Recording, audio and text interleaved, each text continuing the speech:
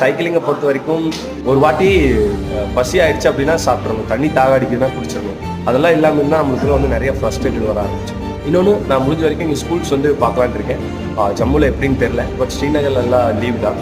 ஜம்முவில் பார்த்து எதாவது இருந்துச்சுன்னா ஸ்கூல்ஸ்லேயே வந்து விசிட் பண்ணிவிட்டு அங்கே இருக்கிற குழந்தைங்க கூட இன்ட்ராக்ட் ஆகும்போது, குழந்தைங்களா ஸ்டூடெண்ட்டாக இருந்தாலும் சரி, அது இன்ட்ராக்ஷன் ஆகும்போது அது ஒரு பெரிய ஒரு சந்தோஷம் கிடைக்கும். நம்மளால் முடிஞ்சது, நம்மளுக்கு தெரிஞ்சது ஏதோ அந்த கொண்டு போனோமே அப்படின்னு. ஸோ அந்த சஸ்டைனபிள் டெவலப்மெண்ட் கோல்ஸ் அப்படின்னு, சஸ்டைனபிள்னா என்ன, நமக்கு வந்து எதுக்காக அது தேவைப்படுது, அடுத்த தலைமுறைக்கு வந்து நம்மளோட வளங்கள் எல்லாமே வந்து நம்மளோட வளர்ச்சிக்கு தேவையானது மட்டும்தான் எடுக்கணுமே தவிர, நான் வளரணும்னு இருக்கிறது எல்லாத்தையும் எடுத்து சுரண்டி வந்து நம்ம பண்ணிடக்கூடாது. இப்போ இங்கிருந்து நம்ம டெய்லி ரொட்டீன்லேயே வந்து நம்ம உள்ளே போய் இருக்கனால நமக்கு அடுத்தது என்ன 5 வருஷத்துல என்ன நடக்குது, 10 வருஷத்துல என்ன நடக்குது அப்படிங்கிற தாட் நமக்கு இல்லை.